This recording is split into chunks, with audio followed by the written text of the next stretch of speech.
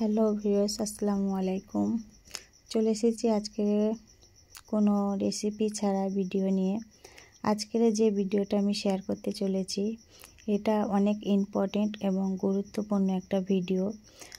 যেসব মায়েরা অনেক চিন্তায় থাকে, যাদের বাচ্চারা খায় না বা খাওয়ার অভাবে, পুষ্টির অভাবে ভোগে, বাইরে থেকে আমরা মেডিসিন থেকে সেরেলাক কিনে নিয়ে আসি বাচ্চাদের খাওয়ানোর জন্য। সেই কেনা সেরেলাকের মধ্যে যে কতটা পুষ্টিগুণ আছে তা নিয়ে আমরা মায়েরা অনেক চিন্তিত থাকি। তো যাই হোক, কথা না বাড়িয়ে মূল কথায় যাওয়া যাক। এখানে আমি এক এক করে কি নিয়েছি সবগুলোই কিন্তু দেখিয়েছি। তো 6 মাস থেকে 2 বছর বাচ্চা পর্যন্ত কিন্তু এই সেরেলাকটা খেতে পারবে। এতে কিন্তু অনেক পুষ্টিগুণে ভরপুর আছে। তো আমি এখানে আগে অফলাইনে ধুয়ে পরিষ্কার করে শুকিয়ে রাখছিলাম। তো এখানে আমি এখন নিয়েছি 100 গ্রামের মতো মুগ ডাল। মুগ ডালটা আমি হালকা আঁচে চামচের সাহায্যে নাড়াচাড়া করে ভাজা করে নিচ্ছি হালকা করে, যাতে আমাকে ব্লেন্ডারে ব্লেন্ড করতে সুবিধা হয় আর কাঁচা গন্ধটাও দূর হয়ে যায়। তারপরে নিয়েছি আমি 100 গ্রাম সিদ্ধ চাল। এখানে আমি যে কটা উপকরণ নিয়েছি সেই উপকরণগুলো কিন্তু অনেক পুষ্টিগুণে ভরপুর, এবং এই উপকরণগুলো দিয়ে যদি সেরেলাক করে বাচ্চাকে অন্তত দিনে 2 বার খাওয়ানো যায়, তাহলে বাচ্চার কিন্তু পুষ্টি এবং চাহিদাটা পুরোপুরিভাবে মিটে যাবে। তো এখানে চালটাকে আমি একটু ভাজা করে নিচ্ছি, একদম যাতে না লাল হয়ে যায় আর চালটা যাতে না কাঁচাও থাকে, সেইভাবে লক্ষ্য রেখে কিন্তু ভালো করে ভাজা করে নিতে হবে। তো এখানে আমার চালটা ভাজা হয়ে গিয়েছে। এইবারে একদম জানে না পুড়ে যায়, পুড়ে গেলে কিন্তু স্বাদটা অন্য হয়ে যাবে। তো এখন আমি নিয়েছি 100 গ্রাম মুসুর ডাল। মুসুর ডালটাকেও কিন্তু হালকা করে ভাজা করে নিতে হবে। তো একটা আমি চাটুর মধ্যে সব উপকরণগুলো এক এক করে দেখানোর উদ্দেশ্যেই কিন্তু আলাদা করে আমি ভেজে নিচ্ছি, নইলে কিন্তু একসাথে ভাজলেও সমস্যা নেই। হালকা আঁচে দিয়ে একসাথে ভাজলেও কোনো সমস্যা হবে না।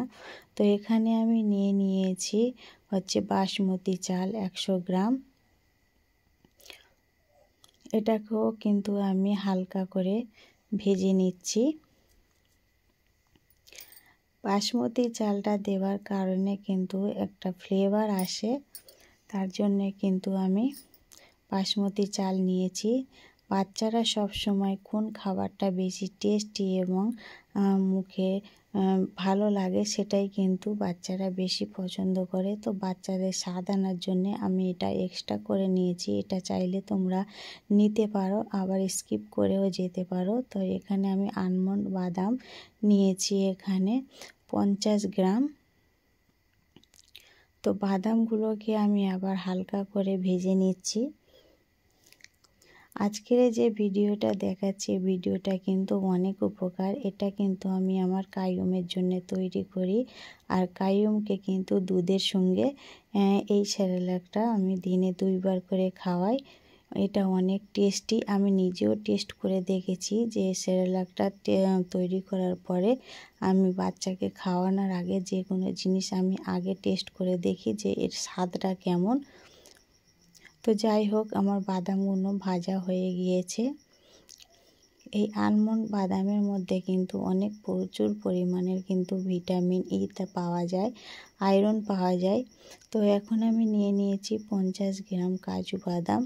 যাই হোক, এটা লক্ষ্য রাখতে হবে যে প্রত্যেকটা উপকরণ কিন্তু একই পরিমাণের মাপ থাকতে হবে, যেন কোনো পরিমাপটা যেন না বেশি হয়। তো আমি এখানে বাদামটা কিন্তু 100 গ্রাম নিইনি, তার কারণ একটা হজমেরও ব্যাপার থাকে, তাই বাদামগুলো আমি একটু অল্প করেই দিয়ে থাকি। তো এখানে আমি নিয়েছি গোবিন্দভোগ চাল, এটা। তারপরে ওপর দিয়ে দিয়েছি 100 গ্রামের মতো কিশমিশ। তো আমি চালটাকে ভালো করে ভাজা ভাজা করে নিচ্ছি। কিশমিশটা চালের উপর দিয়ে ভাজা করলে কি হয়, কিশমিশটা এমনি আলাদা ভাজতে গেলে কিন্তু অনেক সময় পুড়ে যায়। চালের উপরে বাদাম ও কিশমিশটা আবারও আমি ভালো করে ভেজে নিচ্ছি যাতে সুন্দর করে ভাজাটা হয়ে যায়। তো এখানে আমার ভাজাটা কমপ্লিট হয়ে গিয়েছে। তো আমি এখানে সব নামিয়ে নেব।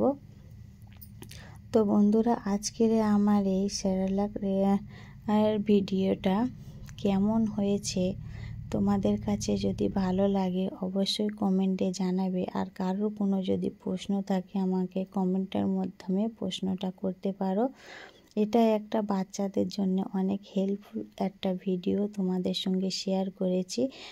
যদি ভালো লাগে তাহলে চ্যানেলটিকে লাইক করে সাবস্ক্রাইব করে পাশে থাকতে পারো। আরও আমার চ্যানেলে নিত্য নতুনের ভিডিও আপলোড হওয়ার সঙ্গে সঙ্গে কিন্তু তোমাদের কাছে নোটিফিকেশনটা পৌঁছে যাবে।